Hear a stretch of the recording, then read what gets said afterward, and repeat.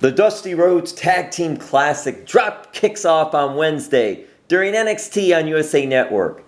Adding style and class to the tournament is Breezango, the former NXT Tag Champs. Tyler Breeze and Fandango are featured in a first-round matchup on Wednesday against Adam Cole and Roderick Strong of Undisputed Era. I have a feeling this is going to be one outstanding tag team battle.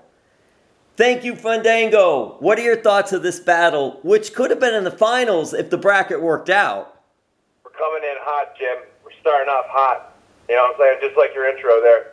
No, man, I was just talking. I was talking to Breeze how excited we are to work with Cole and Roddy. A lot of respect to those guys. I've been watching their stuff for years, and we're really looking forward to it tomorrow night. Does Breezango have an advantage because you guys have been tagging for a while, where really Roddy and Cole obviously know each other for a long time, been wrestling for a while, very good, but they haven't been tagging as much?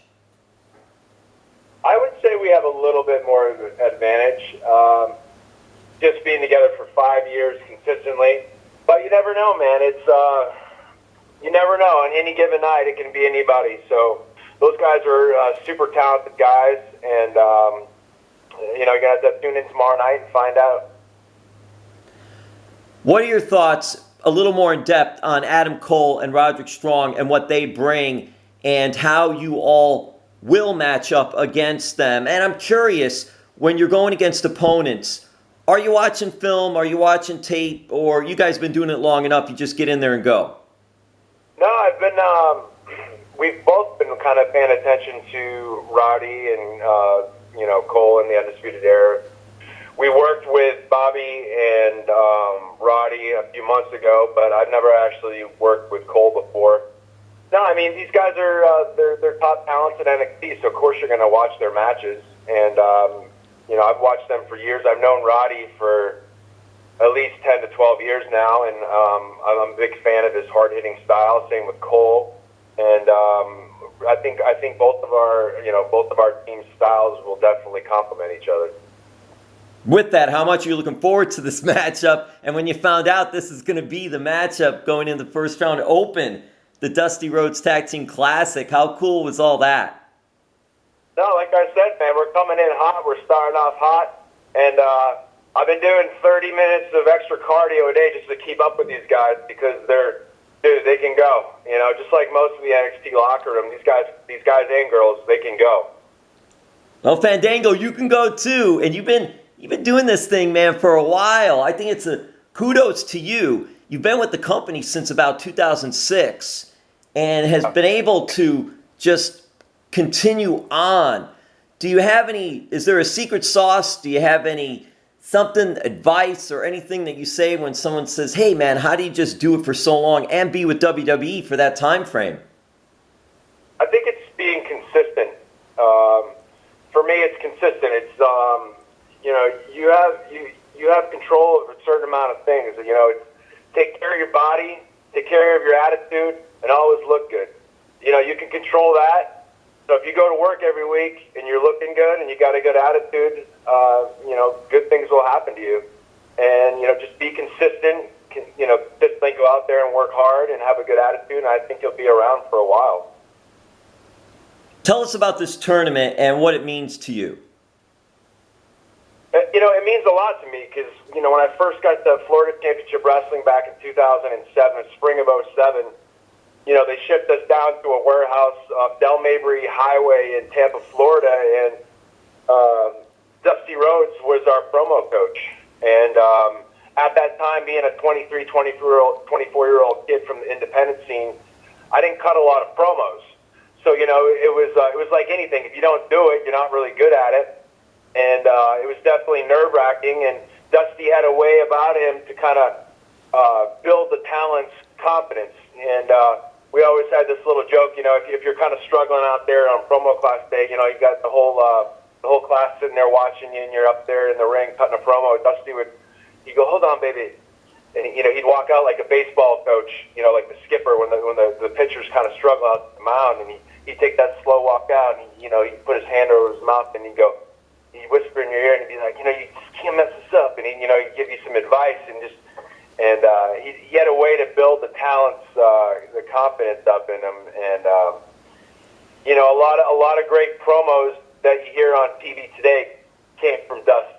back in 2007, 8, 9, 10, 11. And I owe a lot to him, man. I think about him a lot, and it really means a lot to be involved in this. Last year, I was injured with the UCL elbow, and I didn't get to do it last year, so it means a lot to me to be involved this year.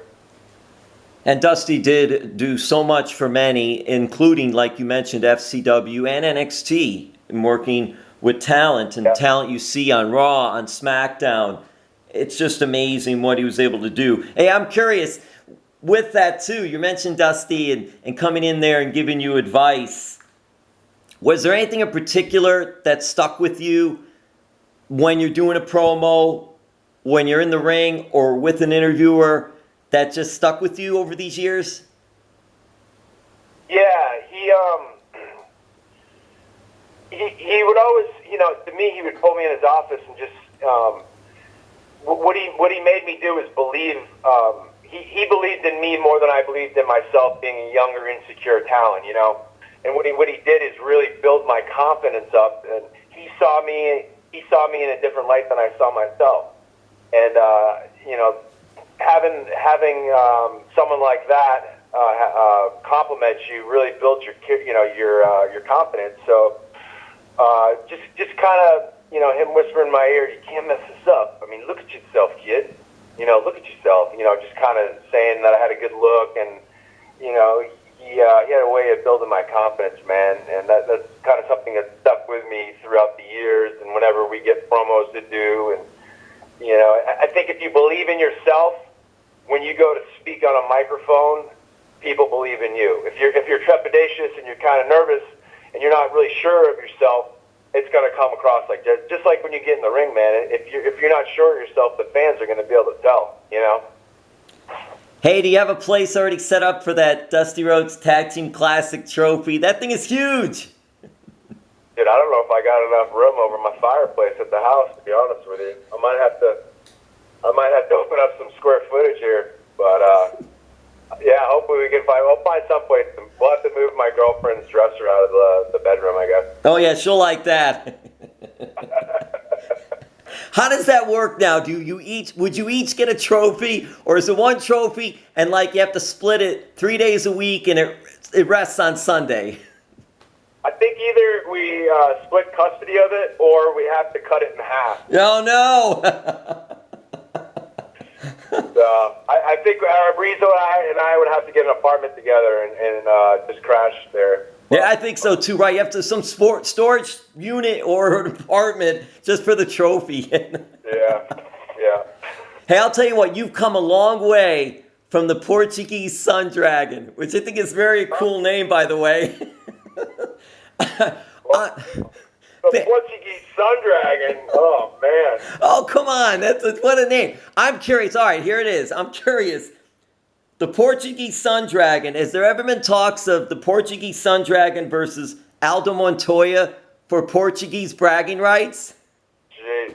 So you want a quick story about the Portuguese Sun Dragon. It's 1999, 2000. I'm about 16 or 17 years old, and we're wrestling in the Northeast in New Bedford, Massachusetts, Fall River, Massachusetts. It's a really highly populated Portuguese. It's really a lot of Portuguese people live there. So they wanted to put me in the ring because I've been training and refereeing and setting up ring, but they're like, you're way too young looking, so no one's going to believe that this kid's actually getting in the ring and beating anybody up. So they put a mask on me, and they go, well, what's your name going to be? And the promoter's like, call him the Portuguese Sun Dragon, they'll love it. So, they sent me out and played some Portuguese music. I can't remember what it was, but the fans loved me. I was a hometown hero. And that's kind of the story of the Portuguese Sun Dragon, man. That's so great. It's funny you brought that up. It's so great. It really is. Would you ever think of wearing a mask again? You know what, man? Sometimes I think about it because I'm getting so old looking now. It's going to preserve me. Now, hey, in pro wrestling years, you're still not old. You're young. As long as you keep your body in shape, that's the main thing. Yeah, I'm just kidding, yeah. Hey, did Dusty have anything to do with the Fandango character persona? You know what, man? I debuted in, I think, on TV January, February, March-ish of 2013. And I remember they wanted me to talk that Fandango Boyz. And I asked, I think Triple H, hey, can I go back down to Tampa and work with Dusty on the promos to work, to stay in character? Because sometimes when you talk in a different voice, you seem to slip out of character, which I was kind of doing. I was watching my promos back at the time, and I'm kind of slipping back into my normal voice. So I flew back down, and I would go down and work with Dusty on my off days, on staying in character, delivering the promo in that voice. And I actually worked with Terry Taylor a lot, who was there at the time. He actually helped me with the entrance. So even when you're on TV and you're doing really good, it's important to still keep training and going back to class, I think. That is important. Hey, is Terry Taylor a good dancer? Yeah, he does a good cock-a-doodle-doo dance. I remember. Rooster reference. Very good for you, Fandango. Very witty, yes. Hey, when you and Tyler Breeze won the NXT Tag Team titles, what did that mean to you, and how much fun are you having these days? We're having a blast, man. And, it meant the world to us just because we've had a lot of ups and downs over the last 5 years. A lot of setbacks with, me getting injured, Breeze going off doing some single stuff, him getting frustrated here and there, and kind of coming full circle all the way back around, me getting healthy, tagging back up again, and, just Triple H having faith in us and all the NXT producers down there, giving us time to go out and really show everybody what we can do in the ring, man. Because not only are we good comedy guys, but we can go in the ring, man. It meant a lot to us because that's something that we really wanted to prove to everybody and prove to ourselves that we can go in the ring because it means a lot to us. Yeah, each of you individually or as a tag team can go. No doubt about that. Hey, can Tyler Breeze cut the rug? He can, man. He's the model, though. He's the model, and I'm the dancer. So he just stands there and looks good, and just kind of moves around and Zoolanders it up a little bit. But he can move a little bit. Yeah, how many times do you think he's watched Zoolander? By the way, a great movie, fun movie. Maybe 500 to 600 times, probably.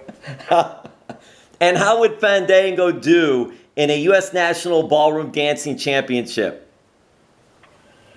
I would do very. You know what, man? I went when I first started doing the character. I went to dance school for about four to 6 months, and it was tough, man. It was tough. It reminded me a lot of learning how to wrestle, just the fundamental footsteps, and a lot of actually the school that I went to in Houston at the time. They said a lot of football players were going in there because it helps you with your footwork and being more dainty on your feet and being more, be able to pivot. So it was difficult, man, and I think I would do quite well. I think I'd do quite well. Well, the Dusty Rhodes Tag Team Classic, the opening round, first round, drop kicks off on Wednesday on NXT on USA Network. Breezango versus Adam Cole and Roderick Strong to help kick things off. That's going to be classic in itself. All right, I'll end it with this. I'm wondering, Tyler Breeze is already a champion right now, by the way. He is the UpUpDownDown video game champ. Curious, have you challenged him yet for that title? And does he carry that belt with him everywhere he goes? Dude, he carries that thing everywhere. And whenever Woods is around, those two, man, they're super competitive with each other, and they get really, really, really angry with each other. I thought I was really good at MLB The Show on PlayStation 4, and I always kind of bragged to Breeze about it. And one day, I think on a live event a couple years ago, they brought in their PS4 and they were playing it, and Breeze absolutely smoked me at it and really took me down a few notches and kind of really hurt my ego a little bit. But no, he's good, man. He's got a gift. he's got a gift, and he'll let you know it when he sees you, you know, because he's always wearing that title around his waist whenever he has a chance to let you know. Well, there you go. Breezango, Fandango, thank you so much. All the best in the Dusty Rhodes Tag Team Classic. Thank you very much, man. I appreciate it.